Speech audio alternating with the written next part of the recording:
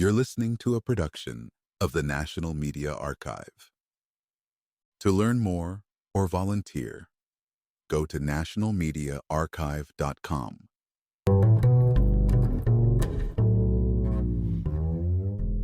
It is the odd news roundup for the week, or at least what passes for odd these days. Only 2 updates this week, thanks to the early July holiday, but enough grim details packed in to fill the gap. Let us just get into it, starting with what they proudly called the Big Beautiful Law, passed by both sides of the legislative branch. There is a mountain of details buried inside, but the heart of it is pretty simple. It takes an axe to public programs that help people with low incomes, healthcare support, food assistance, that sort of thing, all trimmed down or shredded outright. The trade-off? The wealthiest people in the country keep more of their money. In theory, that money might trickle down to everyone else, but we have heard that promise before. The bill is pitched as a great bargain. One leader known for always bragging about deals says it is the best one yet, and it still piles over $3 trillion onto the country's total debt, which for months we were told was the gravest threat of all. Funny how fast that worry vanished once the right people stood to gain. So the outcome is a brutal squeeze on those who already scrape by paycheck to paycheck, and a little extra luxury for the ones who already have more than enough. The everyday cost of living will climb for the rest, and their sacrifice, they are told, will help the rich keep doing whatever they do best. One detail tucked in the fine print gives a snapshot of the real priorities behind the slogans. A large chunk of money goes straight to what they call national security, but not just the usual defense spending. One branch that deals with overseas operations will now have a bigger budget than entire militaries of most other countries on Earth. It will even outspend the total budget for every domestic federal police branch combined. That is an eye-opener, but it fits the trend.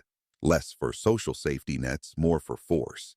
There was almost a piece inside that would have banned any new rules for automated decision-making technology for the next decade. That got yanked out at the last minute. Small relief there, but still a sign of how the balance is tipping.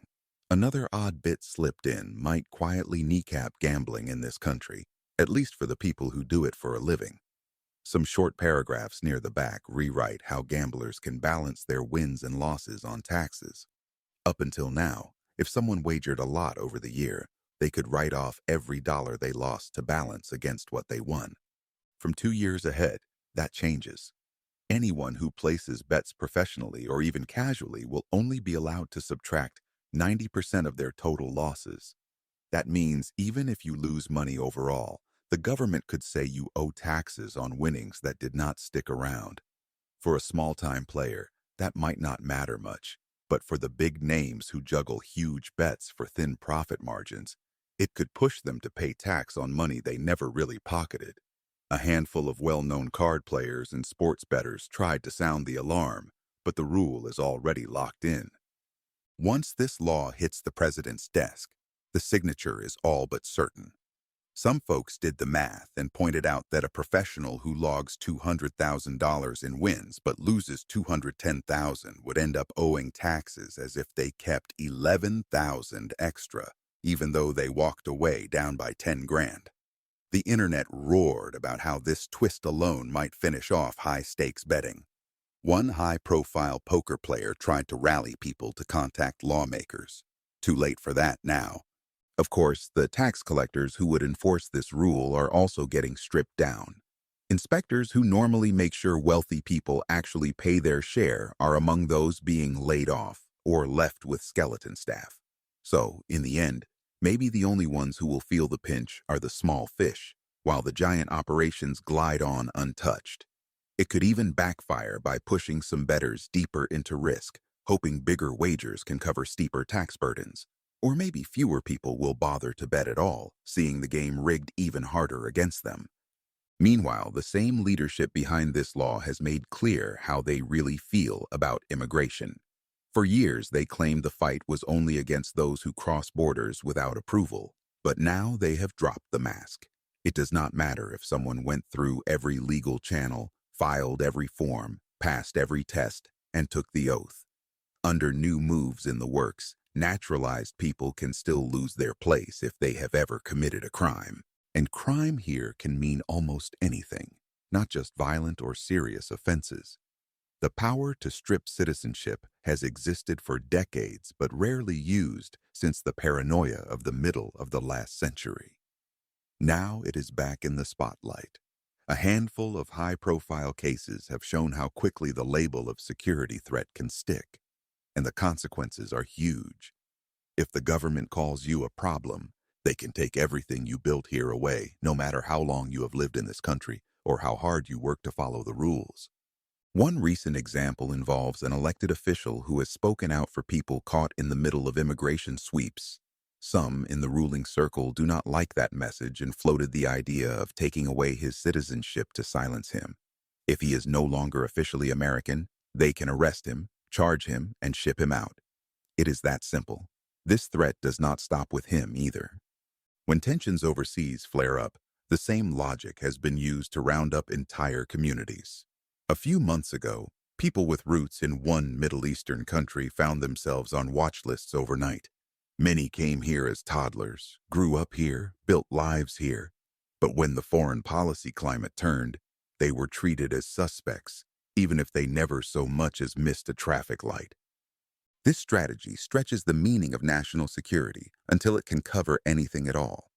Add in due process rules that get bypassed in the name of urgency, and you have a system that can vanish people for whatever reason the people in charge choose that week. It is not just the unlucky few in the headlines. Entire neighborhoods feel the chill. Family gatherings shrink. Parks once packed with cookouts and celebrations stay empty. People watch the corners for vans and uniforms instead of fireworks. The big holiday that claims to celebrate freedom feels more and more like a warning.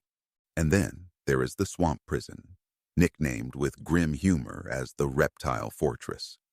It was built to hold thousands in tents out in the wet lowlands, a place where summer storms and predators are just as dangerous as the guards. When the first rain came, parts of the site flooded at once, no hurricane needed. Officials say it can withstand strong winds, but every local knows that the region gets hit with storms far bigger than what the blueprints cover.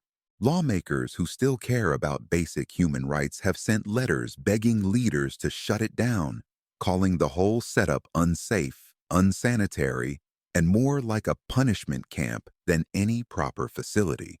And that is exactly the point. The rough terrain, the floods, the heat, the snakes, the alligators, all of it is by design. It is the environment acting as an extra warden, making survival a gamble in itself. Meanwhile, voices close to the power circle joke openly about using this place as a feeding ground, hinting that the animals out there will get all the meals they need. Some folks on the fringes take that as a sign of what might come next. More brutal talk turning into policy. These camps are not about security. They are about cruelty, broadcast with a smirk to remind everyone who is really in charge. And that is just part of the same plan that guts public aid, squeezes the poor, strips rights on a whim, and calls it all a big, beautiful deal for freedom. It is enough to make fireworks feel hollow when they light up the sky this weekend. While some people brace for storms and flooded tents in swamp camps, others keep arguing over who deserves to stay in this country at all. The leaders talk big about protecting families, but when you look closer, the families they protect are not the ones you might expect. A recent case shows how tangled and bleak it can get. A woman who arrived here from the other side of the world when she was just a little child grew up, built a family, and made a life. She made a mistake once, a small-time crime, nothing violent, something like a bad check or petty theft. Years later, it came back to haunt her. The paperwork that lets someone stay here for good is complicated and easy to mess up if you do not have money for good lawyers. She did what she could to fix it, but it did not matter. Agents came, put her in handcuffs, and took her away from her children. And what did her husband do? He went on camera and insisted he still supports the same leaders who signed the orders. He stood there with his kids who now cry for their mother, and said he trusts the people who tore her from their house. He even bought hats for the kids to wear that show their loyalty. Maybe he believes it will bring her back, Maybe he just believes it is worth it no matter what happens to her. Either way, the children will feel the real cost. This is not an exception. It is a preview. In neighborhood after neighborhood, people who once thought they were safe learn overnight that safety can vanish. Even for citizens, the message is clear. The moment you cross an invisible line, you might find yourself alone against a system that can bend the rules as needed. If that sounds dramatic, just look at the headlines. One day, you are told you belong here. The next, someone digs up an old file and says maybe you do not. Even those who stand on giant piles of money are not entirely immune, at least when the people in power decide they have become a problem. One high-profile billionaire has discovered this. For years, he was a darling, throwing cash behind big ideas about battery-powered cars and solar panels. But when he started to complain about how this new spending law was written, the same leaders who once praised him turned the threat back on him. They dropped hints that maybe he should lose the papers that say he belongs here too. It is not really about whether that threat will stick. It probably will not. He has too much wealth, too many friends in the right places. But the fact that it is even floated shows the playbook is flexible.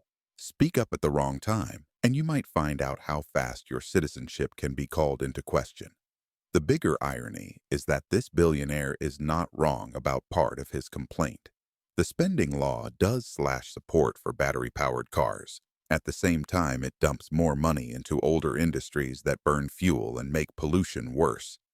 10 years ago, the dream was that this country would lead the world in cleaner vehicles, rooftop panels, energy storage.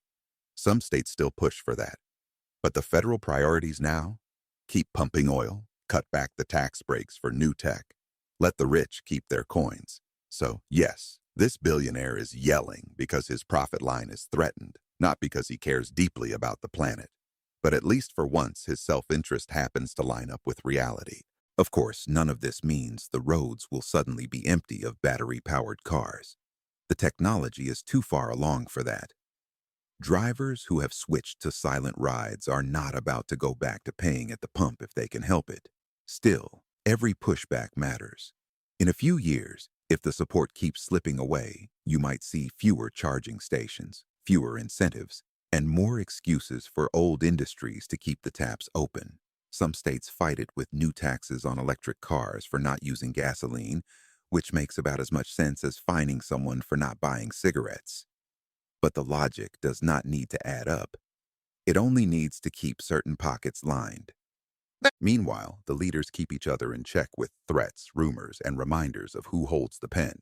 If a rich critic speaks too loudly, they can hint about sending him back where he came from. They can float a new investigation or call in old favors. It is theater, but with real stakes for everyone watching from the cheap seats.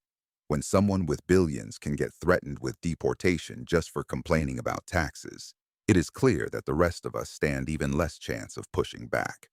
So people learn to keep their heads down. And when the fireworks crack overhead, the thought sticks. Who exactly is celebrating freedom? For millions, freedom is just another word for what someone else decides they are allowed to have. The swamp camp with its leaking tents is not an outlier. It is a symbol of how far cruelty can go when enough people shrug and say it must be necessary. Some even say out loud that the harsh conditions are the whole point.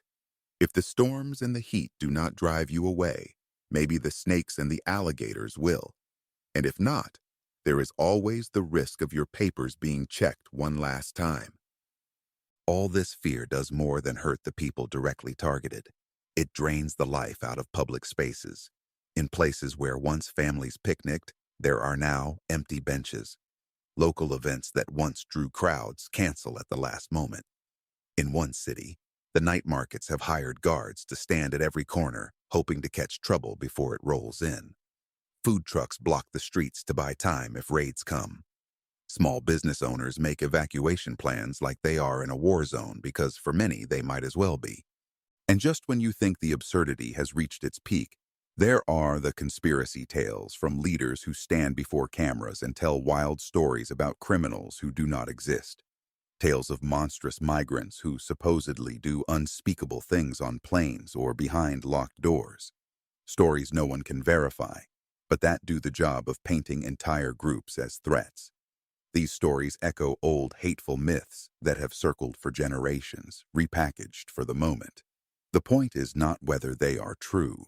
The point is that enough people believe them to look the other way when the next busload of neighbors disappears behind a barbed fence. In this environment, the line between rumor and policy is paper thin. Some stories feel like satire until the news confirms that the camps are real, the budgets are real, the floodwaters are real. Meanwhile, the same people who spread these fantasies pose for photos in hats and suits, congratulating each other for keeping the country safe from the monsters they invented. And yet, life goes on, or at least tries to. Fireworks still rattle the sky. Parades roll through neighborhoods where families once felt safe enough to cheer.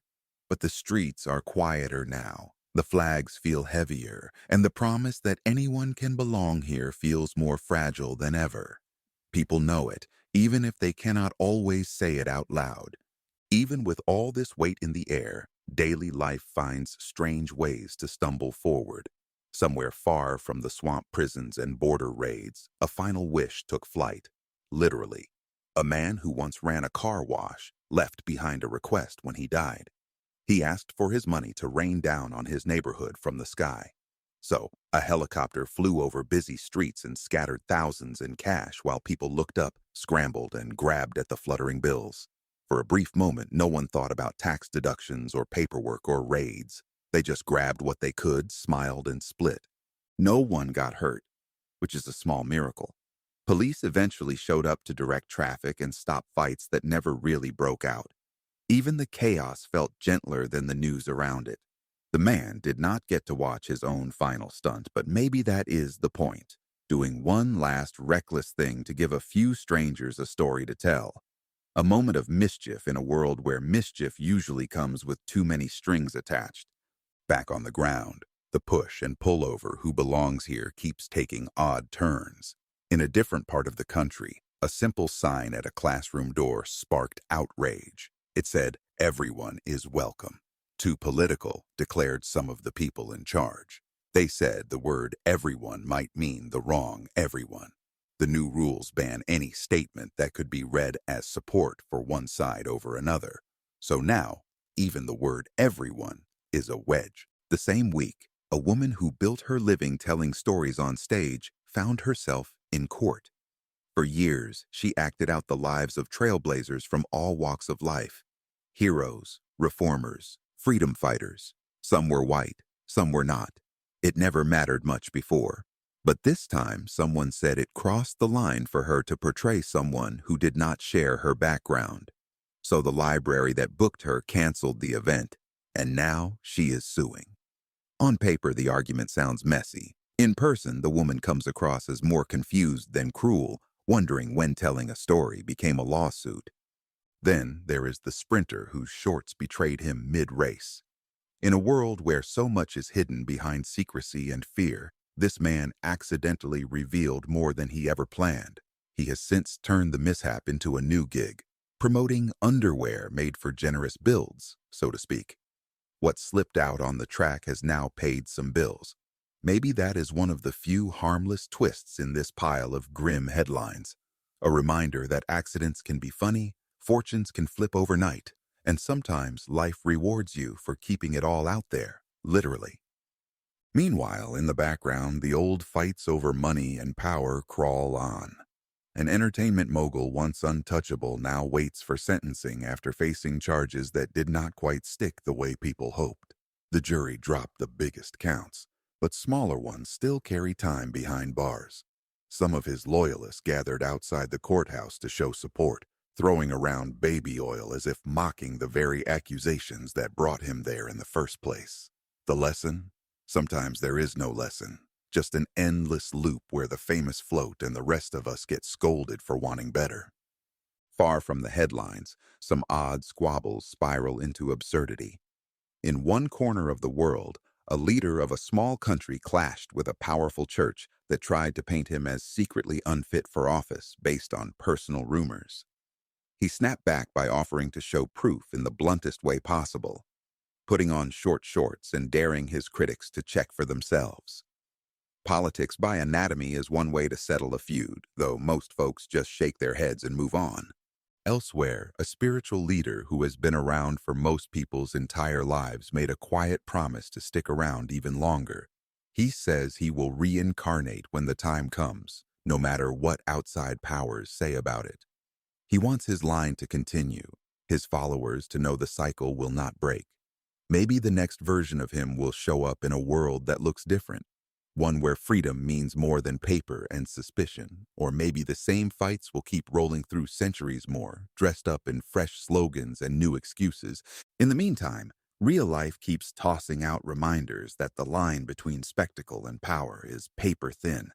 An entire city's fireworks stockpile exploded by accident, canceling events for miles around. Streets fell silent where people once gathered with sparklers and picnic blankets. In neighborhoods already drained by fear of raids, the missing fireworks are just one more sign that the joy gets quieter every year. Maybe that is safer for the dogs and the children startled by midnight booms. Maybe it is also a sign that this version of celebration does not fit what the country has become. So while the big flags wave and the sky flickers, millions watch from porches and wonder what exactly they are cheering for. The promise of a place where anyone could build a life is now tangled in fences, checks, raids, storms, and rumors that twist truth until neighbors look at each other sideways. Yet somehow, small scraps of good still slip through. A helicopter drops cash over a street. A sign on a door says everyone is welcome, at least for a day. A runner laughs off an accident and makes rent. Maybe that is enough for now.